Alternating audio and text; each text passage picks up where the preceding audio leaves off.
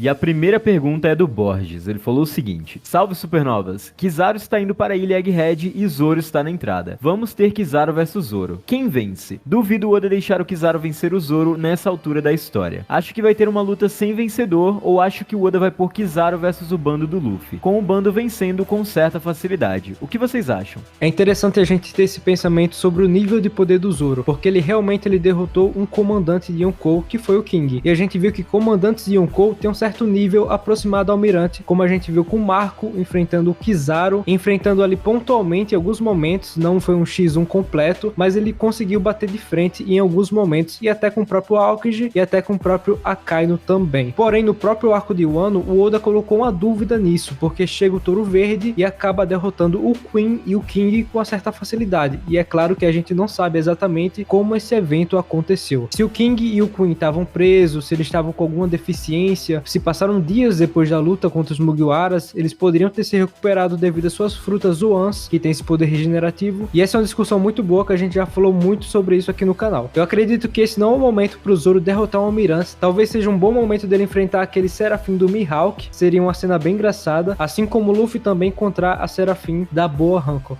E é como você mesmo falou, vai ser uma luta sem vencedor. Eu não espero nenhum fechamento de personagem aqui em Egghead, eu acho que tudo vai ficar mais pra frente na obra. Mas antes de mais nada, você está no canal Supernovas, o canal favorito do Eiichiro Oda. Meu nome é Isaac e hoje eu tô aqui com Samuel. Falei, Samuel. Salve, galera. Para mais um vídeo Supernovas Respondem, aquele quadro que a gente posta lá no Instagram, @canal Supernovas, um post de perguntas para vocês colocarem lá seus comentários. Lá a gente pede suas perguntas, teorias, seus pensamentos pra gente comentar aqui em vídeo. Essa semana tivemos uma pausa de capítulo do One Piece e ficaram muitas dúvidas do capítulo passado, 1069. E a gente vai conversar sobre isso com vocês nesse vídeo. Então, sem mais delongas, vamos pro vídeo.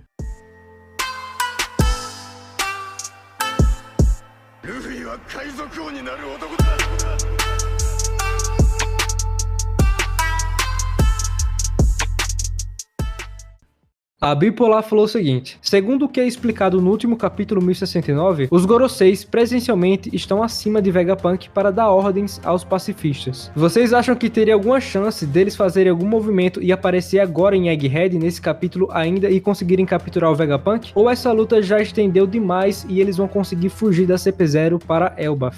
Excelente pergunta, e é importante você ter salientado que essa hierarquia de poder se refere aos pacifistas. Muita gente associou isso aos próprios Serafins, mas não é assim que funciona. Aparentemente, com os Serafins existe uma hierarquia de comando diferente e ela passa diretamente por Sentomaru e pelo próprio Vegapunk. Eu acho que Egghead é para ser um arco de transição e não um arco de longas lutas ou longos desenvolvimentos, como foi o arco de Wano ou como é a maioria dos arcos em One Piece. Então, provavelmente, pelo fato do Vegapunk precisar sair da ilha porque sua vida tá em perigo, os Mugiwaras vão fugir da CP0 para Elbaf, que muito provavelmente é o próximo arco de One Piece, e isso não representaria medo do Luffy ou dos Mugiwaras em relação a CP0, mas sim o fato da vida dos cientistas estar em risco e eles não poderem colocar tudo a perder por uma luta desnecessária. Os Gorosei aparecerem provavelmente é algo grandioso que só vai aparecer lá pro final da obra, até porque de acordo com aquela teoria que a gente assemelha os arcos da Grand Line com os do Novo Mundo, não há nenhum indício que os Gorosei apareçam no arco de Sabaody e provavelmente eles não aparecerão nesse arco. Eu diria que o mais provável é que eles apareçam apenas em off, do mesmo jeito que estão aparecendo desde o final de Wano, e eles só vão fazer o seu movimento junto ou um pouco antes de In na guerra final de One Piece. Até porque eles são um dos vilões mais aguardados de todos os tempos em One Piece e provavelmente quando eles aparecerem já vai estar muito perto do final.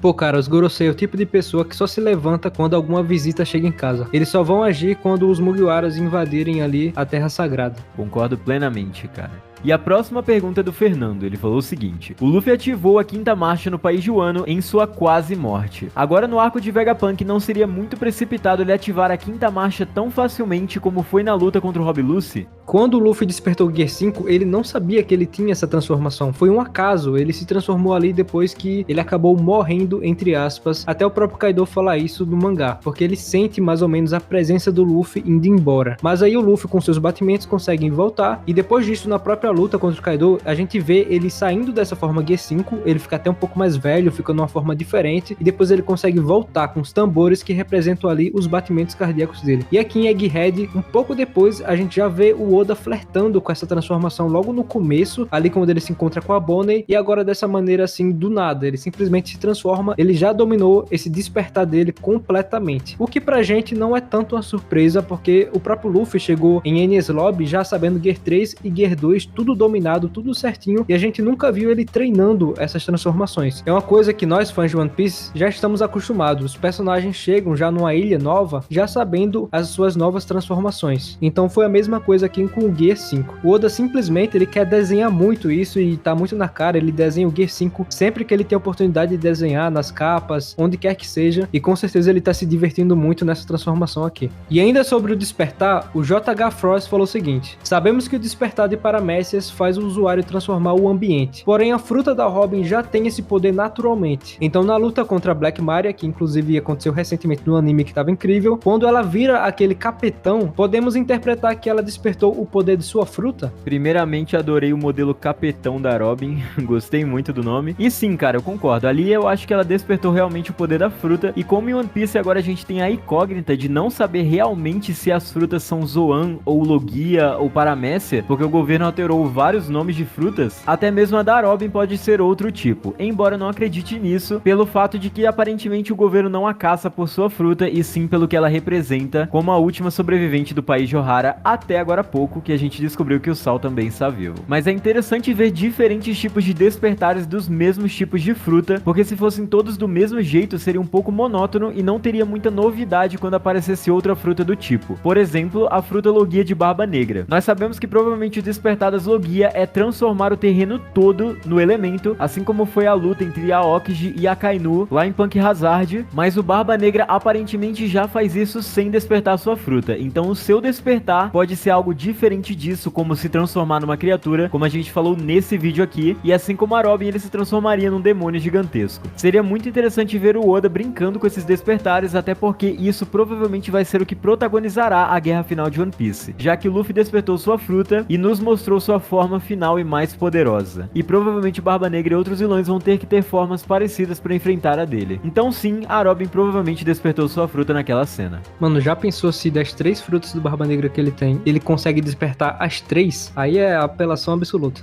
Com certeza, e talvez seja isso mesmo que vai acontecer, até porque tudo em volta do Barba Negra indica que ele vai ter 3 frutas, e se ele tem 3 frutas, tem 3 despertares disponíveis para ele usar. E a próxima pergunta é do Alan. Ele falou o seguinte: salve supernovas, vocês acham que caso o Vegapunk fuja de Egghead com os Mugiwaras, ele possa replicar os poderes de Kizaru em alguém, talvez até um novo integrante do bando, já que a Fruta da Luz é muito poderosa e será muito difícil combater o Almirante, que está a caminho da ilha, e a luz pode gerar energia que o cientista tanto procura.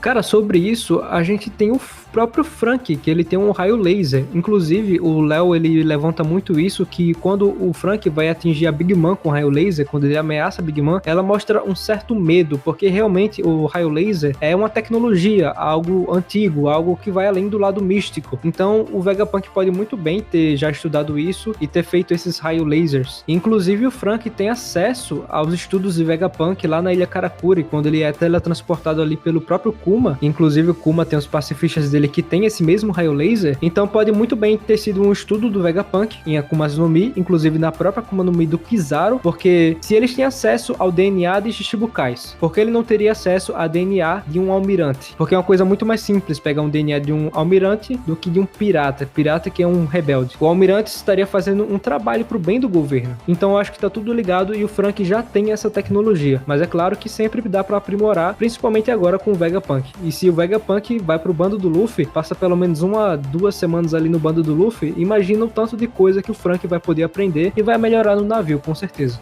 E galera, antes da gente continuar o vídeo, dá pra vocês verem aí que o canal tá muito próximo de chegar aos 70 mil inscritos. Então se você é novo aqui, ou se você assiste o canal já faz um tempo e ainda não se inscreveu, considera seguir a gente pra gente continuar essa jornada aqui de One Piece, de teorias e análises, vocês dando sua opinião, a gente respondendo a opinião de vocês, suas teorias, que vai ser muito legal e é claro, vai estar ajudando essa comunidade maravilhosa de One Piece. E deixa o like aí se vocês estão curtindo o vídeo. E vamos pra próxima pergunta. O Jimmy Bob falou o seguinte: se as Akuma Akuma no Mi nasceram do desejo humano de ser algo, de ser alguma coisa? É possível que o Barba Negra tenha duas frutas pelo simples motivo do desejo dele ser tão forte e com isso ele consiga fazer isso acontecer? Cara, eu acho que não. Eu acho que o fato dele ter duas frutas é por uma propriedade da Yami Yami. Eu ainda vou na teoria mais simples e pra mim é que faz mais sentido. Esse negócio do desejo, a gente precisa lembrar que foi uma teoria de Vegapunk. Foi o que ele conseguiu estudando os livros antigos e os documentos de Ohara. Mas provavelmente a determinação não é o que faz alguém comer duas frutas, até porque se fosse assim, personagens como Barba Branca, personagens como Roger, já teriam comido duas frutas, ou sei lá, eles teriam conhecimento desse fato e não seria um mito tão difundido. Personagens com uma determinação muito grande poderiam comer duas frutas. Mas, por outro lado, eu acho que o despertar pode ter sim a ver com o desejo e a vontade do indivíduo, e ainda temos a parte mística de One Piece, que é falar dessa mãe natureza, ou a mãe mar, que foi citada por Vegapunk, que pode ser apenas uma metáfora ou pode ser algo real. Nesse sentido, qual que seria o critério para que alguém possuísse duas Akumas no Mi no corpo? É algo que o Vegapunk provavelmente vai explorar mais à frente, e a gente vai acabar descobrindo nos próximos capítulos.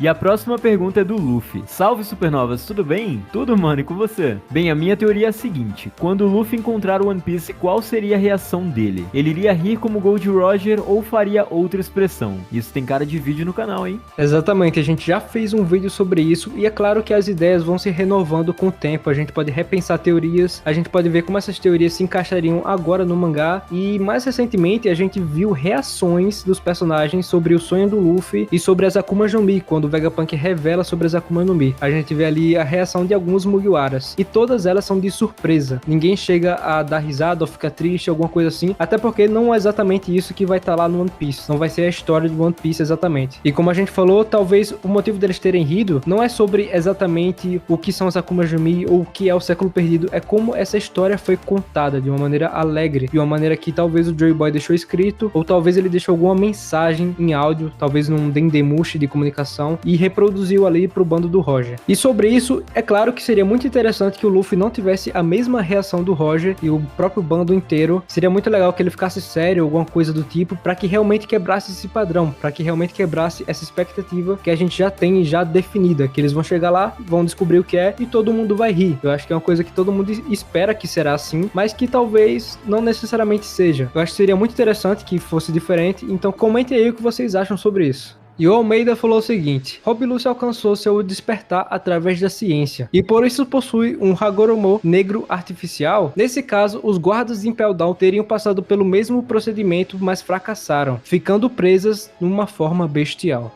Cara, eu confesso que eu tive que pesquisar o que é um Hagoromo negro. A maior parte dos artigos que eu achei eram sobre Naruto, mas eu achei um que falava sobre seres mitológicos japoneses, que funcionam basicamente como espíritos que se assemelham a anjos ou coisas assim. Então pode ser que você esteja se referindo a uma espécie de aura artificial que acompanha uma fruta que não deveria ter uma. O Luffy, por exemplo, ele tem aquela fumaça atrás dele, que pode ser essa aura, mas é porque é uma fruta mítica. A do Rob Lucci não seria uma fruta mítica, e isso poderia ser algo artificial. Eu concordo, é muito interessante isso, e isso pode ser bem provável, já que o governo tinha a posse do Rob Lucci e ele treinava desde criança, como vimos no capítulo 0 de One Piece. Então eles podem tê-lo alimentado como uma espécie de fruta artificial, e por isso ele tem aquela fumaça ao redor dele, que se assemelha muito às formas da Maru de Enel e a fruta de Luffy. E essa questão dos fracassos que os guardas de Impel Down podem ter passado é muito interessante, e muito provavelmente isso pode realmente ter acontecido, e o governo escondeu essas pessoas em Impel Down justamente para o mundo não perceber o que eles estavam fazendo com as frutas artificiais. O próprio Crocodile disse que o despertar das frutas torna as pessoas bestiais e totalmente descontroladas, e é muito estranho que o Rob Lucci tenha pleno controle de sua forma despertada. Nós só sabemos de 3 despertares de Zoan até agora na obra, a do Luffy, a do Chopper e a do próprio Rob Lucci, e nas 3 a única que ficou sob total controle foi a do Rob Lucci. O próprio Luffy, ele se deixou levar pelo espírito de Nika e a sua personalidade alterou um pouco. Então é muito interessante essa sua teoria e eu apostaria nela.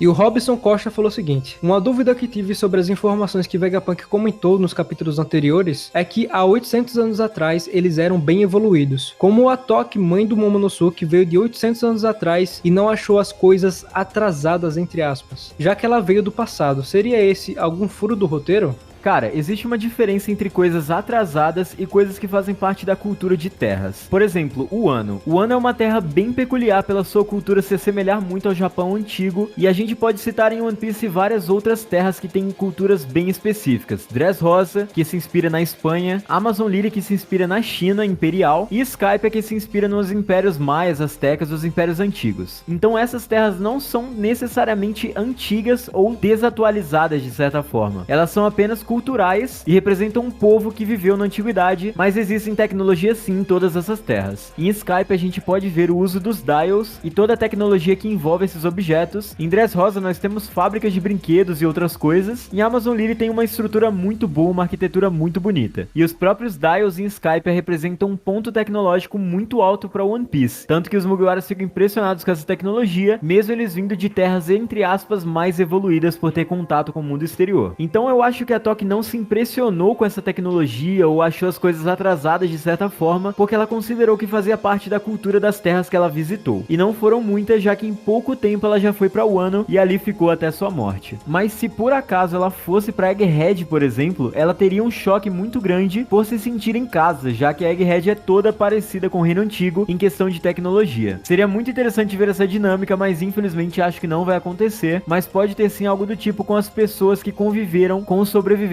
de Ohara e tiveram acesso aos documentos do reino antigo. Esse povo pode sim se impressionar com tecnologias novas ou antigas por compará-las ao reino antigo.